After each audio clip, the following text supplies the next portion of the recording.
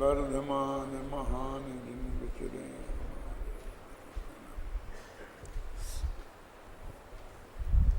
समय सार का अनुशीलन भाग 2 पेज नंबर 212।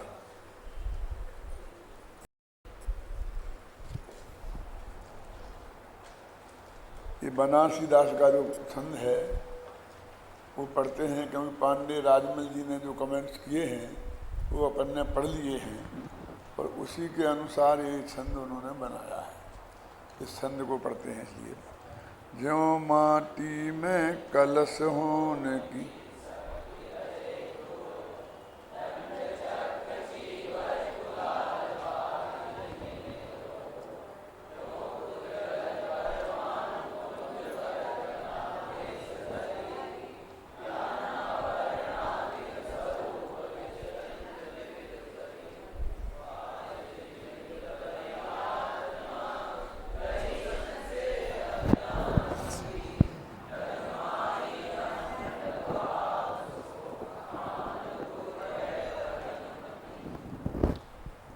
माटी में कलश होने की सकती रहे ध्रुव, मिट्टी में घड़ा बनने की शक्ति निरंतर विद्यमान है। माने उपादान है, त्रिकाली उपादान, तो वो उसमें शक्ति है। अब बनेगा कब, उसमें फिर 5 बातें हैं, उनके विस्तार में अपन को नहीं जाना है। अब ये घड़ा बनने की क्या प्रक्रिया है अब आज समझानी पड़ती है। पुराने ज़माने में तो अपन ने अपने गाँवों में घड़े बनते देखे थे, इसलिए कुछ भी समझाने की ज़रूरत नहीं पड़ती है। आज कल के बच्चों को गाय क्या होती है ये भी बताना पड़ेगा। दूध पिएंगे रोजाना गाय का, लेकिन वो डेयरी से आएगा। गाय कैसा जानवर होता है, हाथी जैसा होता है कि बकरी जैसा होता है, उसे कुछ पता नहीं, फोटो में बताना पड़ेगा। अब जयपुर में ही आर्डर आ गया है कि यहाँ से 30-40 किलोमीटर दूर तक कोई गाय नहीं रख सकता, उसे इसके बाहर जाना पड़ेगा। तो फिर गायें देखने को नहीं मिलेंगी हमारे बच्चों को, पोते पोतियों को। उन्हें भी गाय भी वैसे ही समझाना पड़ेगा जैसे कि हमको और दूसरे जानवरों को, शेर को समझाना पड़ता कि चिड़ियाघर में जाकर दिखाना पड़ता है, गाय को भी दिखाना पड़ेगा। जब कुमार घड़ा बनाता है तो एक तो कुमार है और एक चक्का है। अब चक्र कैसा है, ये ऐसा घूमने वाला चक्र है, और हमारे जितने चक्र घूमते हैं वो सब ऐसे घूमते हैं। रेल का हो, पहिया हो, स्कूटर का हो, कार का हो, वो भी चक्का ही तो है ना। चक्र माने चक्का।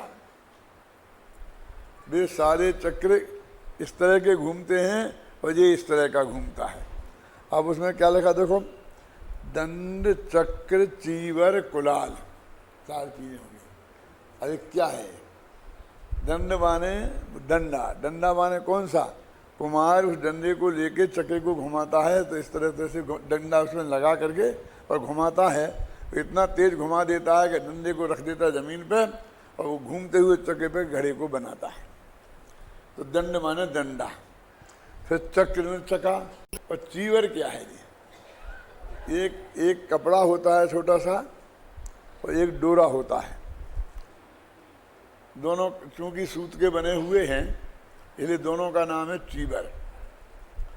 वो कपड़े को हाथ में लेता है, जब वो इस तरह से करता है ना, तो उस कपड़े से आकार देने में उसे सुविधा होती है, और जब वो घड़ा बन जाता है तो उसे काटने के लिए एक डोरे का प्रयोग करता है, पैसा लगा करके उसे काट देता है।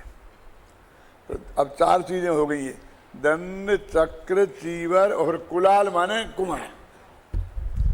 ये बाहिज निमित्त हुए, ये सब बाह्य निमित्त हैं। देखो कल अपन ने पढ़ा था ना कि बाह्य निमित्त काय को बताया था, मोह राग देश परिणामों को बाह्य निमित्त बताया था। कितने, पांडे राजमल जी ने। देखो पिछले ही पेज पर है, पिछले ही पेज पर है, ज़्यादा दूर नहीं हुआ है।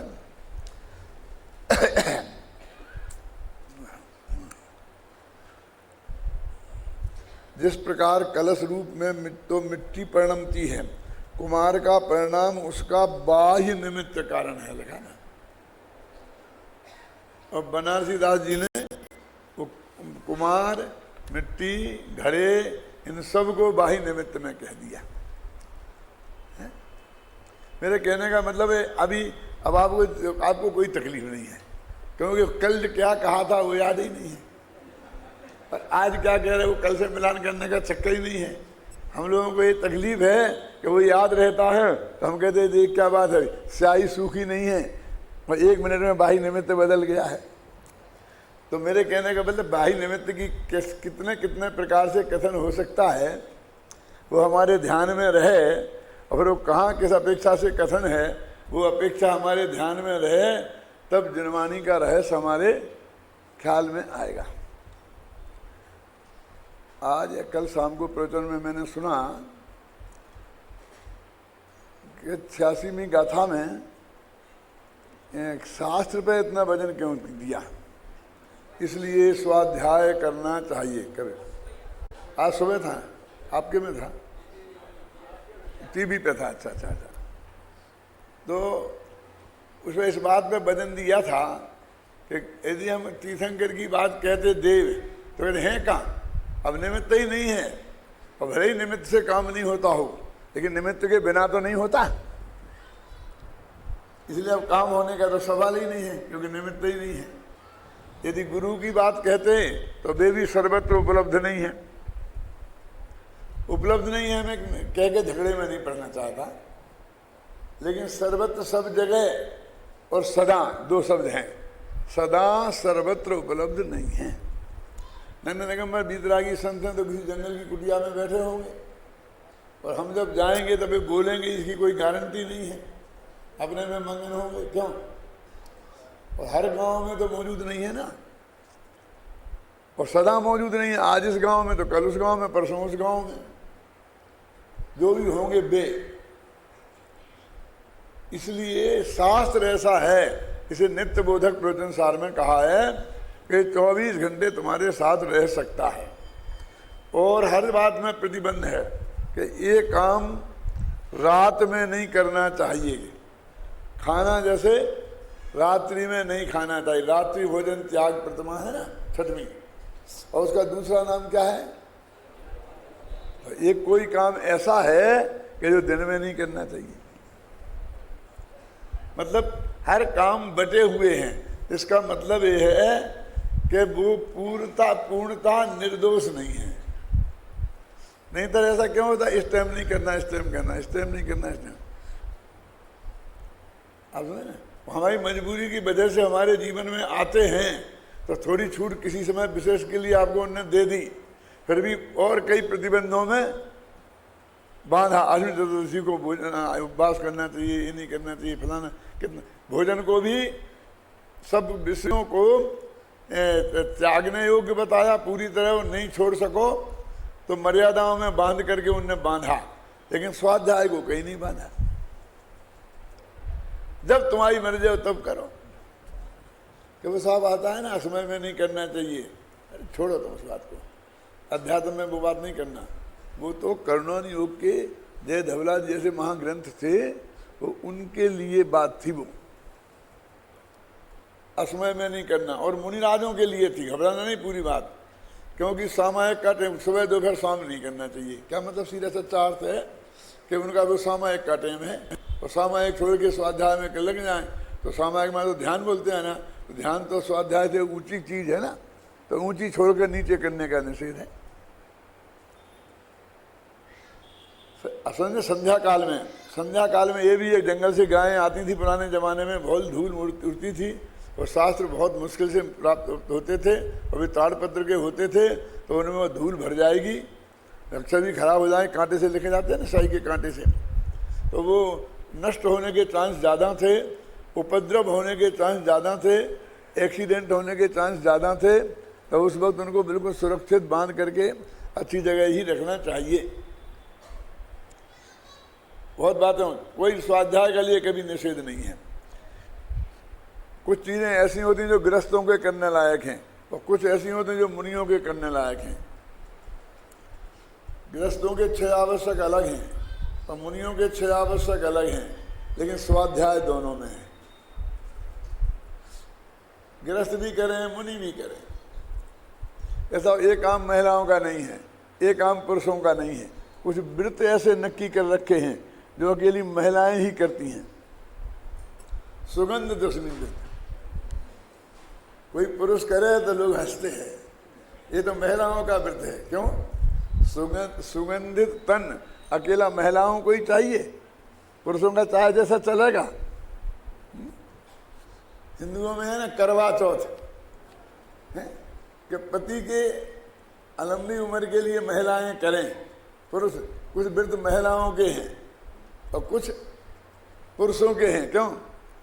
लेकिन स्वाध्याय सबके लिए खुला है, ऐसा व्रत है। सर्वत्र सदा उपलब्ध है और सदा करना चाहिए। उपवास अष्टमी चतुर्दशी का करना चाहिए। स्वाध्याय ऐसा नहीं है कि अष्टमी चतुर्दशी को करना चाहिए। ना कोई दिन ऐसा है कि जिस दिन करना चाहिए और ना कोई दिन ऐसा है कि इस दिन नहीं करना चाहिए। और सारी चीज़ों में ये सब प्रतिबंधित हैं। इसलिए उन्होंने स्वाध्याय पर वजन दिया उपायांतर के रूप में। बात वही चल रही है कि अरहंत भगवान के द्रव्यगुण पर्याय जानना है। अरहंत भगवान तो बीच में आ गए, वास्तव में तो द्रव्यगुण पर्याय जानना है। द्रव्यगुण पर्याय का स्वरूप जानना ही असलियत में तत्व ज्ञान का जानना है। तो ये स्वाध्याय की महिमा वहाँ बताई है। तो अभी अपन तरह जो माटी में कलश होने की रहत शक्ति रहे ध्रुव और दंड चक्र चीवर कुलाल बाहज निमित्त हुए, ये अर्थ समझ में आ गया। अब त्यों पुद्गल परमाणु पुंज बर्गना भेष धरी, उसी प्रकार पुद्गल के परमाणुओं के ढेर ने, पुंज माने ढेर, भगवान को पुंज चढ़ाते हैं ना, तो उसका मतलब ये है कि ये चावल गिनती के नहीं हैं। कितने हैं? अगणित हैं। अगणित माने गिने नहीं जा सकते हैं, ऐसा अर्थ नहीं, माने बहुत हैं। ऐसा भी असंख्य होता है रमेश। एक तो वो जो गिने नहीं जा सके और जिन्हें गिने नहीं जाते। जैसे गेहूं के ढेर कितना दाने हैं बोलो, इस भाव ताव ऐसा होता है। 1 रुपये के 5 दाने, हो सकता किसी जमाने में आ जाएगा। मैंने संख्या से नहीं होता, समझे ना। तो कहते हैं क्या, त्यों पुद्गल परमाणुओं का पुंज माने ढेर, बरगना भेष धर, कारमान बरगना का भेष बनाकर, ज्ञानाभरणादि रूप स्वरूप विचरंत विविधि पर अनेक प्रकार से वो स्वयं परिणमित हो जाता है। और कौन? बाह्य निमित्त कौन है फिर? वहां तो कुमार चक्र जीव दंड था, बहुत थे। और बाह्य निमित्त बहिरात्मा ग्रह संशयमति अज्ञानमति। बहिरात्मा है वो बाह्य निमित्त है उनका, है ना। अब यहाँ बहिरात्मा को कहा, फिर अभी वही कह देंगे बहिरात्मा नहीं, बहिरात्मपन। पर्याय निमित्त होती है, द्रव्य निमित्त नहीं होता। और पर्याय से द्रव्य को भी निमित्त कहते हैं, बहुत कथन आते हैं। गह संशय अज्ञान माने कहते हैं बाह्य में बहिरात्मा का निमित्त पाकर संशय में पैदा हो गया और अज्ञान में उसकी बुद्धि परिणमित हो गई। और जग माँ, इसलिए वो जग माँ ही इस लोक में अहंकृत भाव से, अहंकृत क्या होता है? अहम करोमि तिथि अहंकारा, मैं करता हूं ऐसे अहंकार भाव से, अहंकृत, समझे ना। जैन दर्शन में अहम शब्द सर्वश्रेष्ठ है, क्योंकि वो अपने आत्मा का वाचक है। अंग्रेजी में भी आई इज ऑलवेज कैपिटल, सबसे महान वहां भी है। क्यों? तो वो कहते हैं अहंकृत माने वो अपनी महत्वपूर्ण चीज है और तुमने चाहे जिसको अपना मान लिया और उसको मैं करता हूं, तो उसका नाम हो गया अहंकार। देखो वो सबसे बुरा शब्द हो गया। सबसे बढ़िया शब्द था और गलत जगह उपयोग हो गया तो सबसे बुरा हो गया, है ना। जग माहि अहंकृत भाव सो काम रूप होए परिणमति। काम रूप माने यहाँ ये काम माने काम विकार वाला काम नहीं है, कार्य रूप। काम माने कार्य बोलते हैं ना, कार्य रूप परिणमित होता है। देखो जिस प्रकार मिट्टी में घन रूप होने की शक्ति सदा विद्यमान रहती है और डंडा, चाक, धागा और कुमार आदि बाह्य निमित्त होते हैं, उसी प्रकार पुद्गल परमाणुओं के पुंज कारमान वर्णाओं का भेष धारण करके ज्ञानावरणादि रूप कर्म रूप होकर विचरण करते हैं। माने वो कर्म पुद्गल के परमाणु ज्ञानावरणादि कर्म रूप अपने आप परिणमे हैं। उन्हें किसी के पर के सहयोग की रंच मात्र आवश्यकता नहीं है। जैसे वो मिट्टी घड़े रूप स्वयं परिणमी है, तब उसमें बहिरात्मा अज्ञानी मिथ्या दृष्टि जीव बाह्य निमित्त होता है। ऐसा होने पर अज्ञानमती बहिरात्मा संशयशील होकर कर्तृत्व का अहंकार करने लगता है। इस कारण वह कर्म बंध को प्राप्त होता है। इस प्रकार इस कलश में मात्र यही कहा गया है कि अज्ञानी जीव पुराने कर्म के उदय का लक्ष्य करके नवीन कर्म बंध के कारण रूप जो अज्ञान भाव है उसके हेतुपने को प्राप्त होता है। अब देखो एक कलश आगामी गाथा की उत्थानिका का कलश है, तो इसमें एक बहुत महत्वपूर्ण चीज घुसी हुई है जो हर एक की समझ में नहीं आती है। ये 3 पंक्तियां जो लास्ट की पढ़ी अभी, इनमें क्या कहा है, क्या कहने वाले हैं। अभी ये गाथाएं 5 का एक ग्रुप है जिन्हें अभी अपन पढ़ेंगे। मेरे समझ में नहीं आया कि कौन सी गाथा से कहाँ तक की गाथा का पाठ करना ये किसने सिलेक्शन किया है। वो मेरे से मिले आकर। ये 5 गाथा का ग्रुप है, उसमें 132वीं गाथा छोड़ दी। उस ग्रुप में ही जो हम जिनका व्याख्यान होना है, अरे वो 5 गाथाएं एक साथ ही उनका अर्थ होता है। एक में कितना सा समय लग जाता, आगे बीच के काम होता है ना। मुझे उसको ट्रेनिंग भी देने की, एक इसका भी सिलेक्शन में बहुत सोच समझ के किया जाता है, कौन सी गाथा के कौन सी गाथा तक। तो मैं यहाँ 24 घंटा उपलब्ध था तो मेरे से पूछा जाना चाहिए था, तो मुझे भरी सभा में नहीं बताना पड़ता है? क्या है ना। देखो अभी अपने क्या इसमें क्या रहस्य भरा है वो पहले बता देना चाहता हूँ, और अंत में पहुँचेंगे 4 दिन में 5 दिन में, कब पहुँचेंगे अपन मैं नहीं कह सकता, लेकिन अभी बताता हूँ। ये कहना चाहते हैं आचार्य कि जीव मीव को बीच में से निकालो। इतना क्यों रखते हो जीव में, जीव को भी बीच में। और पुद्गल का काम पुद्गल करे और जीव का काम जीव करे। अब कहाँ फंसा हुआ है मामला कि अपने जो ये राग भाव होते हैं वो उनमें पुराना पुद्गल कर्म का उदय निमित्त होता है ना, और उससे नया पुद्गल कर्म बनता है। तो वो पुराना पुद्गल कर्म का उदय और नया कर्म का बंधना। तो अब हम अभी क्या चलता है कि पुराने पुद्गल कर्म के उदय से, वो खासकर मोहिनी होगा, चारित्र मोहिनी होगा, दर्शन मोहिनी, उसके उदय में जीव रागादि भाव करता है। वह निमित्त, और करता तो जीव है रागादि भाव, समझ गए ना। और रागादि भाव का निमित्त पाकर फिर नई कारमान वर्णा पुद्गल कर्म रूप परिणमित होती है। ये असली मुद्दा है। तो बीच में ये जीव फंस गया।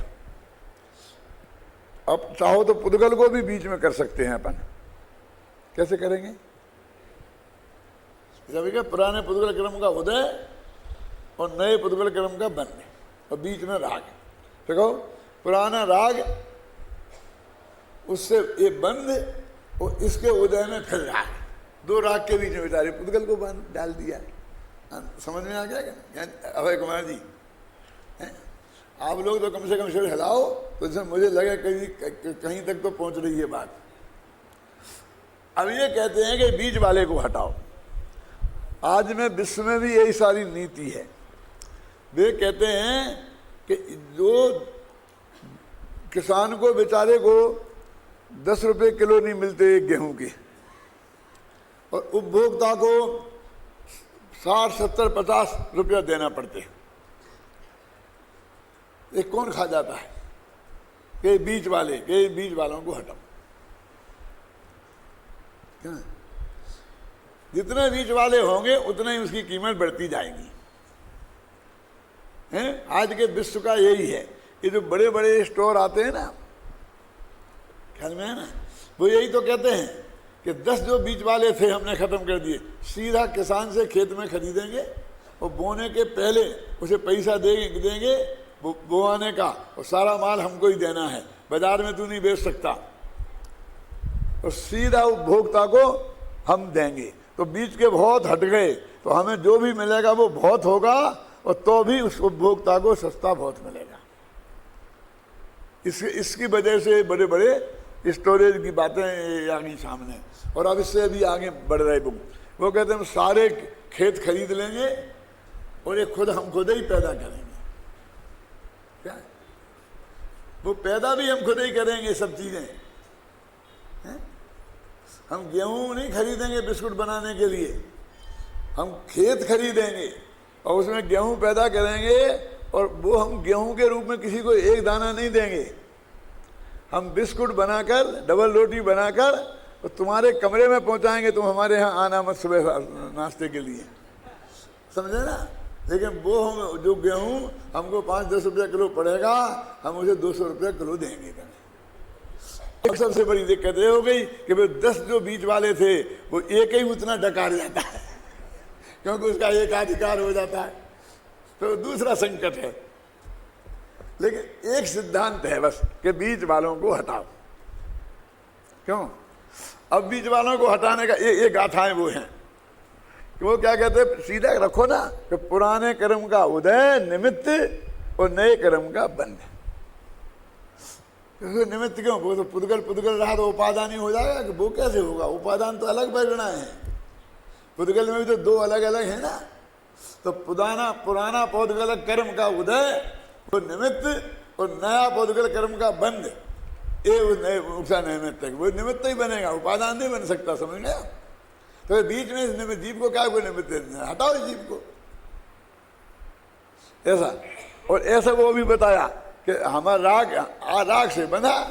क्यों? कि राग से कर्म बने, कर्म के उदय से फिर राग हुआ, तो राग से ही राग पैदा हुआ, कर्म के उदय से क्यों? सारा तो बीच में वो क्या आ गया, वो सारा सिरे वो ले जाता है, और हमको बस कर्म कर्म कर्म कर्म कर्म। लेकिन जरा पीछे जाओ तो हम तो राग ही आ जाता है ना। राग से राग बंधा और कर्म से कर्म बंधा, बस ये लेन पे जाने वाली है गाड़ी। और ये तीन पंक्तियों में ये बात पड़ी है, पढ़ो अब ध्यान से, शांति से। इस कलश में मात्र यही कहा गया है कि अज्ञानी जीव पुराने कर्म के उदय का लक्ष्य करके नवीन कर्मबंध के कारण रूप से जो अज्ञान भाव है उसके हेतु बने को प्राप्त होता है। भाषा भी है, तो भाषा इससे ज़्यादा सीधी नहीं की जा सकती है। और पुरानी भाषा पढ़ोगे तो वहाँ से निकालना ही तुम्हें मुश्किल है, और अभी बहुत लंबा चलेगा तब जाकर के निष्कर्ष निकलेगा। लेकिन मैंने आपको पहले इससे आपको ध्यान में रहे कि हम किस दिशा में जा रहे हैं। तो जीव का करता जीव और कर्म का करता कर्म, क्योंकि निमित्त ठीक वो स्वयं ही निमित्त और स्वयं ही उपादान है। क्या किसी ने कहानियां चर्चा पढ़ी और पढ़ी तो कुछ समझ में आई? उसमें लिखा है कि कार्य 2 प्रकार के, एक स्वनिमित्तक और ऐसे पर निमित्तक। माने स्वा भी स्वा में निमित्त होता है, और उसको शब्द वहां आता है हेतु, स्वहेतुक, अहेतुक, परहेतुक। और जो कहते हैं ना, गुरुदेव फरमाते हैं कि राग को भी अहेतुक कहा है। क्या अर्थ है इसका? क्योंकि जो पुद्गल कर्म के उदय को तुम हेतु कहते हो, मैं निमित्त कारण के रूप में, तो वो नहीं है, वो स्वयं ही अपनी योग्यता से परिणमा है। तो इसलिए स्वहेतुक, स्वनिमित्तक, उपादान भी स्वयं और निमित्त भी स्वयं। तुम कौन होते हो बीच में, बस खत्म। ये धारा चलने वाली है। अब आपकी दृष्टि इस पे लगी रहेगी तो आपको मिल जाएगी ये बात। और ये नहीं बताता तो इन गाथाओं में से निकालना कठिन है। अब धीरे धीरे निकलेगा ये, ख्याल में ना। पढ़ो भाई गाथाएं। अन्नानस्य उदयो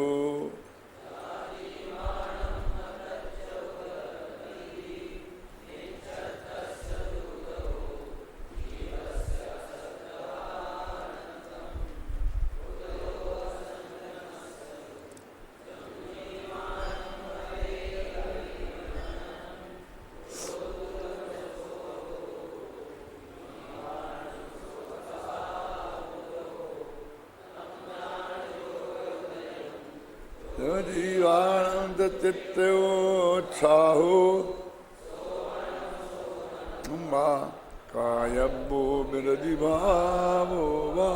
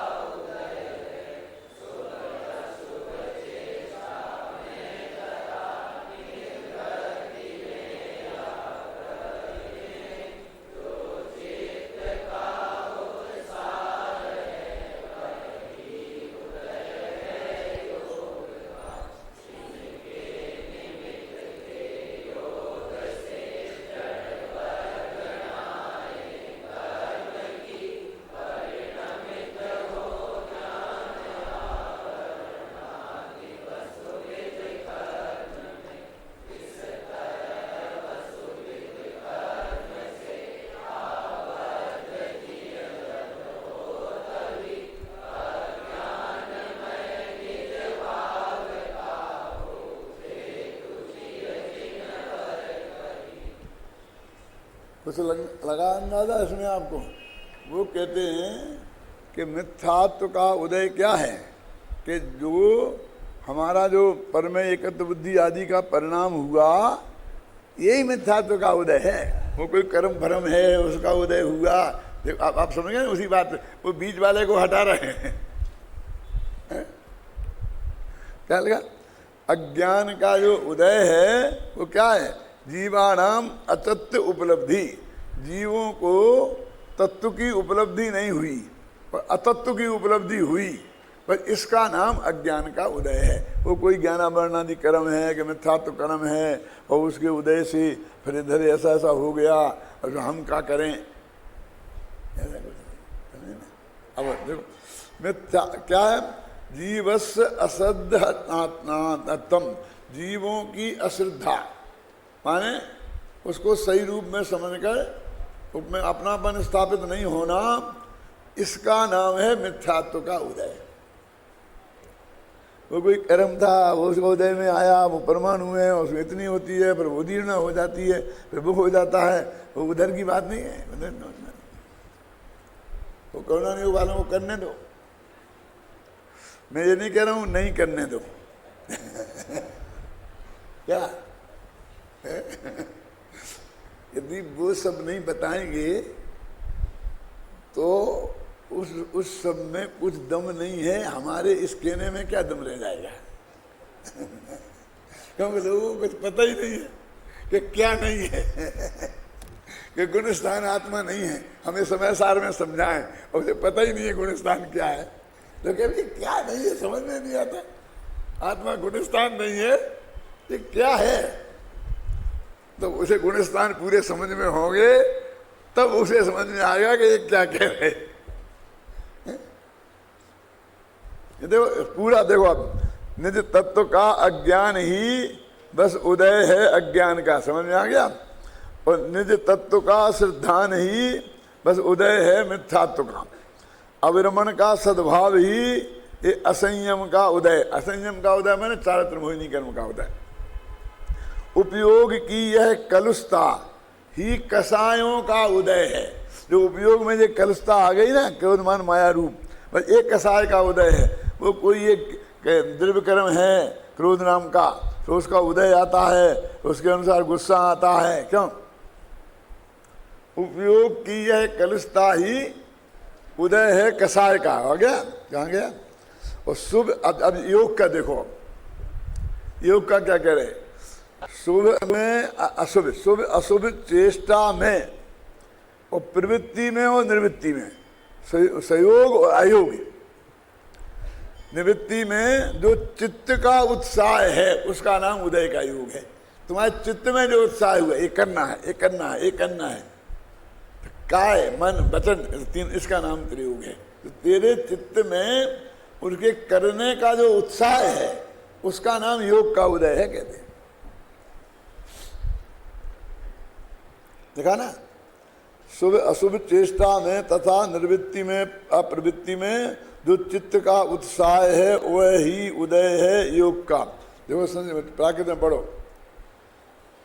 तम जान योग उदयम जो जीवाणम तु चित्त उत्थायो काय में सोहणम असोहणम बा कायब्बो विरधि भावो बा। आया ना उसी का। वो उसको हमने उसे पचाया पहले और फिर अपने गद्य गद्य जैसे पद्य में लिख दिया। क्या देखो क्या लिखा? शुभ अशुभ चेष्टा में तथा निर्वृत्ति में या प्रवृत्ति में जो चित्त का उत्साह वही उदय है योग का। कितना सीधा सरल भाषा में है, बोला। इससे सरल हिंदी नहीं हो सकती। गद्य में भी लिखते तो गद्य में भी नीचे लिखाई है, तो इससे कोई सरल नहीं हो सकती है ना। अब इनके निमित्त से के योग से जड़ वर्गणाएं कर्म की परिणमित हों ज्ञान आवरण आदि वसुवित कर्म में। अब इन तीनों के योग कौन? मिथ्यात्व, अवृत्ति, प्रमाण, कसाय और योग अज्ञान। इनके उदय से, उदय तो होता है निमित्त, और वे कार्मान वर्गणाएं कर्म रूप परिणमित हो जाती हैं। अब जीव तो ही अपने कर्म के उदय को देख लिया, अभी ये ऐसा चाहता है, सारा समझ लिया मालिक का, तो हो गया। अब कर्म वर्गणा है तो जड़ है। अब वो तो जीव के सारा तो समझती नहीं है। क्यों?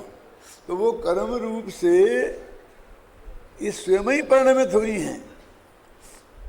इसमें कोई जीव के जो निमित्त भावों का निमित्त बताया ना, वो तो सिर्फ इसलिए बताया कि वे तुम्हीं से क्यों बंधी, हमसे क्यों नहीं बन गई?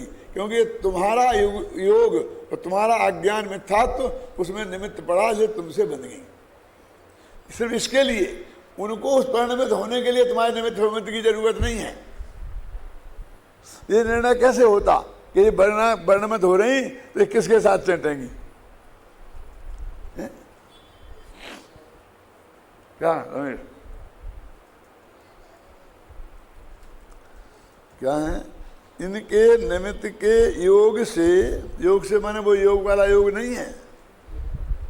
इनके माने इन सब मिथ्यात्व, अवृत्ति, प्रमाद, कसाय, योग, अज्ञान, जड़ कर्मणाएं वर्ग की कर्म की परिणमित हो ज्ञान आवरणादि वसुविध कर्म में। 8 प्रकार के कर्मों में वो परिणमित हो जाती हैं। इस तरह वसुविध कर्म से आबद्ध जीव के साथ में कर्म से आपका बंध जो हो कैसे होता है वो बताई उनने। जिये जब हो तभी अज्ञानमय निज भाव का हो हेतु जिये जिनवर कही। तो वो कहते वो भगवान आत्मा तो अपने अज्ञानमय भाव का करता है। मिथ्यात्व भाव का नहीं है, आवृत्ति भाव का नहीं है। ये सब टीका में आने वाला है। इसका उत्तर आखिर अज्ञान में भाव लिखा ना, अभी टीका में अपन पढ़ते हैं थोड़ा, तो अब इसका अर्थ तो मैं पढ़ता नहीं हूँ, क्योंकि अपन ने अर्थ बता दिया और अभी समझ में सब आ गया। अब निकालो पेज नंबर 214।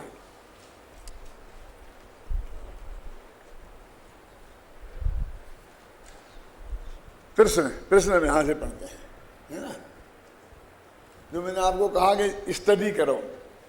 महाशास्त्र तत्वा सूत्र में मिथ्यात्व, अविरति, प्रमाद, कसाय और योग, इन 5 भावों को बंध का हेतु बताया गया है।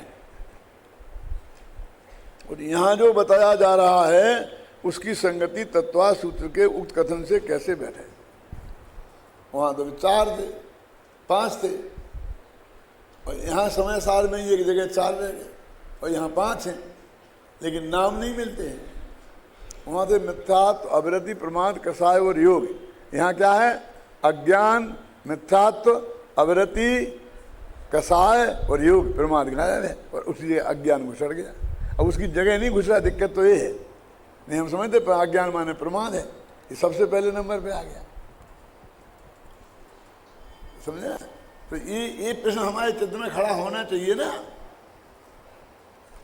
देखो, महाशास्त्र तत्वा सूत्र में मिथ्यात्व, अविरति, प्रमाद, कसाय और योग, इन 5 भावों को बंध का हेतु बताया गया है। यहाँ जो बताया जा रहा है उसकी संगति तत्वा सूत्र के उक्त कथन से कैसे बैठे। अभी प्रश्न का ही स्पष्टीकरण चल रहा है। यद्यपि यहाँ इन गाथाओं में भी बंध के कारण तो 5 ही बताए हैं, तथापि यहाँ बताए 5 कारणों में तत्वा सूत्र के तीसरे नंबर पर आने वाला प्रमाद नहीं है। 5 के 5 हैं, लेकिन तीसरा नंबर गायब है ना। हम तो बस 5-5 हो गए, फिर देखने की जरूरत ही नहीं है। क्यों? 5-5 है ना दोनों में, झगड़ा खत्म। और यहाँ प्रथम स्थान पर उल्लेखित अज्ञान तत्वा सूत्र में बताए गए कारणों में नहीं है। अज्ञान वहां नहीं है, और यहाँ अज्ञान आ गया, और यहाँ प्रमाद छूट गया, वहां प्रमाद आ गया और अज्ञान छूट गया। एक बात। दूसरी बात यह है कि इसी समय सार में 109वीं गाथा में बंध के कारण 4 प्रत्यय ही बताए गए हैं। अब वहां 4 ही बताए, फिर एक झगड़ा जी। जो तत्वा सूत्र में बताए गए कारणों के समान ही हैं, परंतु इनमें प्रमाद नहीं है। अब अतः प्रश्न क्या? अब कहे तुम्हारा प्रश्न क्या है? ये तो क्या है और क्या नहीं है ये तुमने बताया है, लेकिन प्रश्न क्या है? अतः प्रश्न यह है कि प्रथम 2 आचार्यों में इस प्रकार के मतभेद क्यों हैं? 2 आचार्य माने उमा स्वामी और कुंद में ये मतभेद क्यों है? कदाचित 2 आचार्यों में मत विभिन्नता हो भी सकती है, परंतु एक ही आचार्य ने एक स्थान पर 4 कारण बताए और दूसरे स्थान पर 5 बताए। एक कहां तक होते थे? एक प्रश्न। क्या पूरनचंद जी, आपने भी पढ़ा था ना इधर सब हैं? कभी प्रश्न खड़ा हुआ दिमाग में?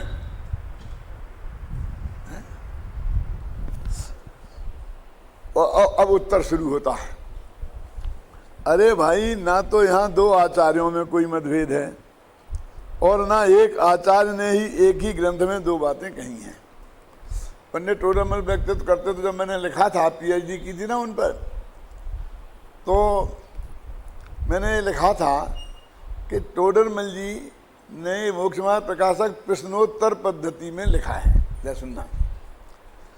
और ये पद्धति आज यूनिवर्सिटियों में सर्वमान्य है।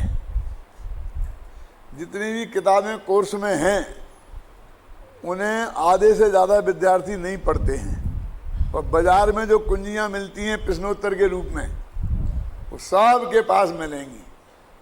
क्यों?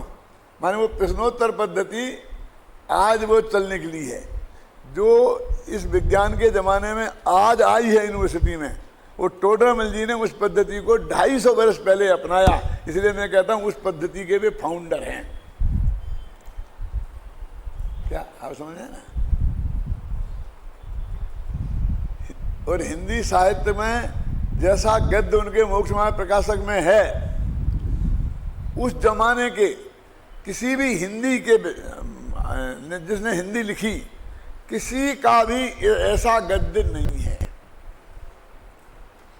और पांडे राजमल जी ने जब कलश टीका लिखी थी, तब तो हिंदी में गद्य था ही नहीं। तो सबसे पहले वो गद्य के फाउंडर हैं, और ये व्यवस्थित गद्य के फाउंडर हैं टोडरमल जी। और अध्ययनों में नहीं है कोई, ये मैंने सिद्ध किया है उसमें। देखो आप, कहाँ तो वो पांडे राजमल जो पंचाध्यायी में ऐसी संस्कृत लिखते हैं कि अच्छे अच्छे लोग इसमें पानी भरें, गद्य जैसी संस्कृत लिखते हैं। पढ़ो जरा उनके श्लोकों को, धड़ाधड़ धड़ाधड़ धड़ाधड़, बिल्कुल क्लियर होता चला जाता है मामला। इतनी अच्छी संस्कृत जिसकी, हिंदी जो है सो है, जो है सो है, जो है सो है। अरे तुम, ये तो फूलचंद जी ने बहुत सुधार सुधूर के छापाई है, तो असली पढ़ो तुम कलश टीका। क्या हमने हिंदी साहित्य के गद्य का इतिहास पढ़ा है, तो उसके पहले कौन सा गद्य मिलता था मालूम?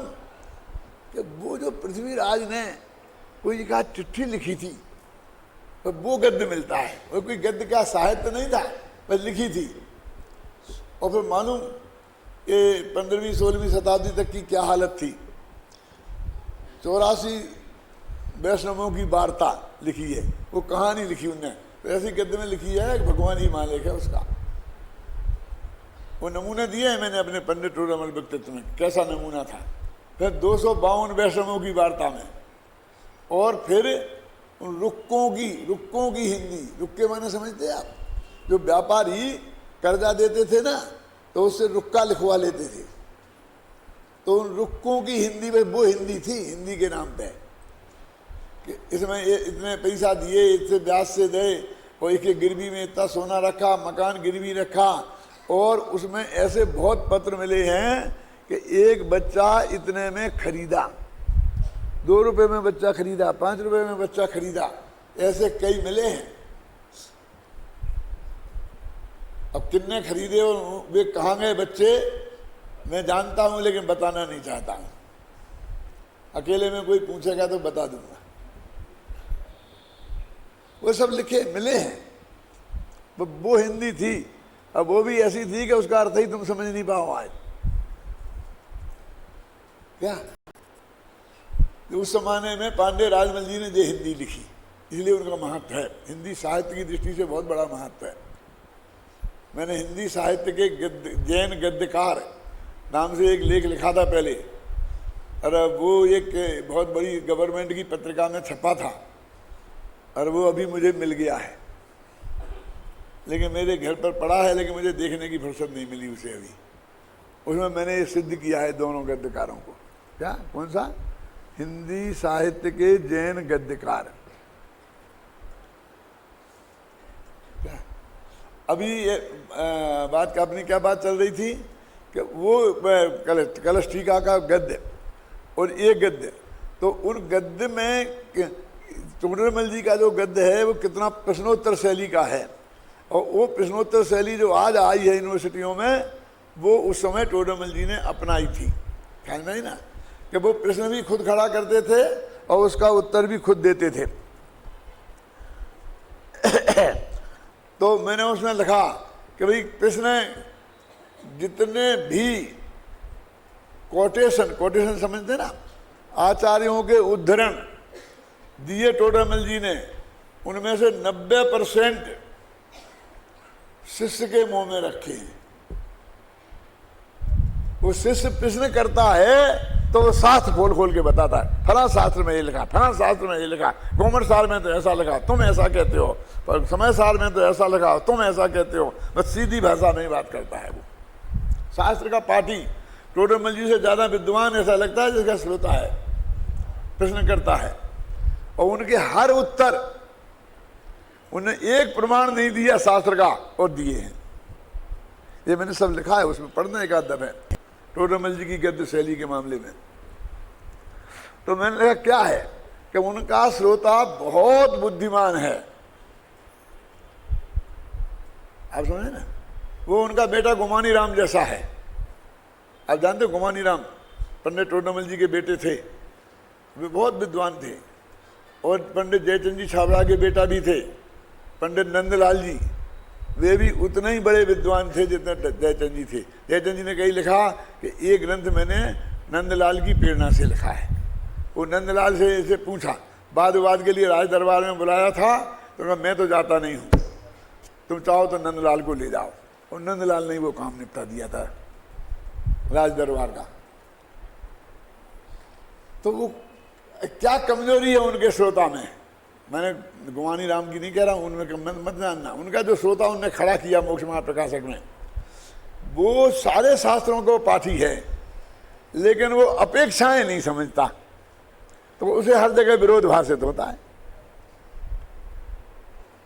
और पंडित जी उन अपेक्षाओं को समझा समझा करके ही उसकी शंकाओं का समाधान करते हैं। समझ में, इसलिए वो प्रश्नकार भी एक एक पेज में प्रश्न जाते हैं, है ना। प्रसाद से मोक्ष प्राप्ति संभव,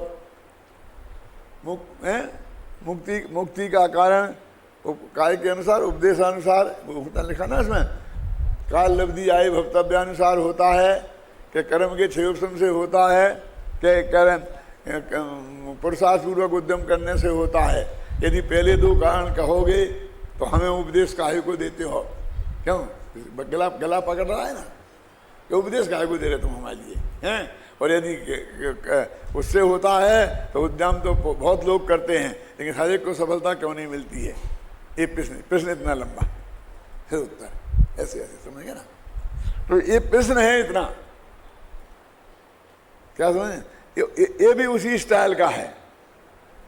क्या कि भाई वो सारे शास्त्रों में अलग अलग बातें कही गई, उस श्रोता को सब पता है। वो पूछ रहा है कि ऐसा श्रोता कहीं से खोज के लाओ, कि नहीं नहीं वो तो टोडरमल नहीं, टोडरमल का श्रोता भी टोडरमल है, पाठक उत्तरदाता भी टोडरमल ही है, ख्याल में आई ना। ये प्रश्न कि जो तीन जगह गोमर सार, समय सार और समय सार की 109वीं गाथा, और ये गाथाएं 100 कौन सी 32 से चल रही है ना, इन गाथाओं को मिलान करके और उसे संगति समझ में नहीं आ रही है कि ये क्या चक्कर है, क्या इसका कोई भरोसा तो है नहीं। 1 मिनट में ऐसा कह देते, 1 मिनट में ऐसा कह देते, 1 मिनट में ऐसा कह देते, ऐसी बात करता है। उत्तर अब देखो, अरे भाई ना तो यहाँ दो आचार्यों में कोई मतभेद है, और ना एक आचार्य ने के ही एक ही ग्रंथ में दो बातें कही हैं। समय सार गाथा 109 में प्रमाद को अविरति और कसाय में गर्भित कर लिया गया है।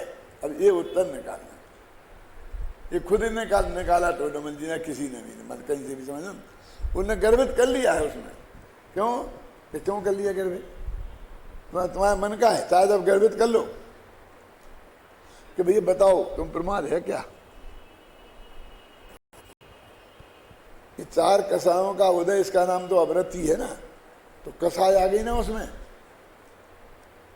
यही तो अवरति है ना। और 25 प्रकार के कसायों में तो प्रमाद किसे कहते हैं बताओ पहले, जानते हो? जानते हो? काय को बोलते हो? मत बोलो, अभी मैं बताऊंगा ना, फिर अपने तुम जानते हो उससे मिलान करना, और फिर अपने मन में ही समझ लेना। ये तुम आलस को बोलते हो ना, मुझे तो आज प्रमाद आ गया तो मैं सो गया था। क्यों? प्रमाद का परिणाम हमारे लिए तो सोना ही है, और उन्हें साहब प्रमाद तो है नहीं। बस बात एक और जल्दी, जरा मुंह से तुम्हारा ऐसा नहीं निकले पा, तब तक तो दौड़ के जाते हो 1 गिलास पानी लाके हवा में। प्रमाद तो बिल्कुल है ही नहीं। क्यों? ये दौड़ दौड़ के काम करने वाले आचार्य कहते सबसे बड़े प्रमादी हैं, और जो करवट नहीं बदलते हैं, आंख नहीं खोलते हैं, वे सबसे ज्यादा अप्रमादी हैं। बोलो अब तुम्हारी प्रमाद की परिभाषा क्या काम आएगी? मुनिराज 7वें गुणस्थान में अप्रमादी है, 8वें 9वें में जब बिल्कुल आंख तक नहीं खोलते हैं। और हिरण खाल खुदा है तो क्या, शेर नहीं खा जाए तो भी एक भाषा में कहें तो उन्हें पता ही नहीं चलता, वे अप्रमादी हैं। और तुम दौड़ दौड़ के उपदेश देने वाले, समय साल लिखने वाले कुंद कुंद प्रमादी हैं। ये प्रमाद की परिभाषा है। तो प्रमाद काय का नाम है फिर कि 5 चीजों के मिक्सचर का नाम प्रमाद है। पंच सकार क्या है भैया पूरनचंद जी, ये तो बता दोगे? ये तो फटाफट बता देंगे। सौंफ, सोंठ, सनाय, ये 5 सासा मिला दो तो पंच सकार तो हो गया, पंच सकार हो गया, वो चूरन हो गया। 5 तो एक क्या है देखो, 4 कसाएं, 5 इंद्रियों की अधीनता और 4 विकथाएं और नींद, निद्रा और स्नेह, ये 15 चीजें प्रमाद कहलाती हैं। इन 15 चीजों का मिक्सचर होवे तो उसे प्रमाद कहते हैं। अब बोलो तुम्हारे प्रमाद से क्या मिलता जुलता है? अब तुम अपने प्रमाद से अर्थ करोगे। अब यहाँ प्रमाद का अर्थ है तो इंद्रियाधीनता, ये कौन सा हो गया? संयम है ना, कितना है ना, काय छहो प्रतिपाल और पंचेंद्रिय मन बस करो तो संयम होगा ना। तो 5 इंद्रियों की अधीनता असंयम हो गया क्या नहीं? तो अवरति हो गई ना। तो अवरति जी आ गई ना इसमें, अवरति में चला गया ये, इसका ये 5 इंद्रियों की अधीनता अवरति में चली गई और 4 कसाएं कसाय में चली गई। अब बचे का, वो बचे हुए तो कुछ नहीं, आटे में नमक जैसे बचे हैं, वे भी कहीं कहीं सेट हो जाएंगे। इसलिए कौन है? मिथ्यात्व, अवरति, प्रमाद, कसाय, तो आगे और पीछे वाले में शामिल करके कसाय उन्हें प्रमाद खत्म कर दिया। उसमें क्या है? खत्म क्या किया? शामिल कर लिया ना। अब फिर प्रश्न खड़ा हो गया, कैसा फिर ये शामिल हो सकता है? तो उमा स्वामी ने क्यों नहीं किया? वे क्या इतना समझते नहीं थे?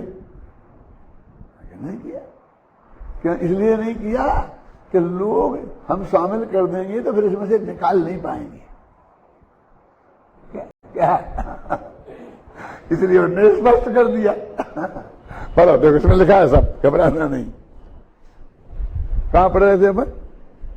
हाँ, अरे भाई गाथा समय सार गर्भित कर लिया है, क्योंकि 4 कसाय, 5 इंद्रियों की अधीनता, 4 विकथा, निद्रा और स्नेह, इनके मिश्रण का नाम ही तो प्रमाद है। जो गोमर साहब जीव कांड के गुणस्थानाधिकार में विशेष विवेचन है, जिनको जिज्ञासा हो बाकी वहां से देखें। सुनो, काय का वर्णन है वहां? 5 प्रकार के प्रमादों का। वहां 80 भंग बनाए जाते हैं गोमर साहब के जीव स्थान में। प्रमाद के मुख्य 5 इंद्रियों का विषय सेवन रूप अवरति और 4 कसायों का ही है। अतः कसाय और अवरति में प्रमाद को गर्भित कर लेने में कोई अनुचित नहीं है, तथा विशेष ध्यान आकर्षित करने के लिए पृथक उल्लेख कर देने में भी कोई दोष नहीं है। देखा?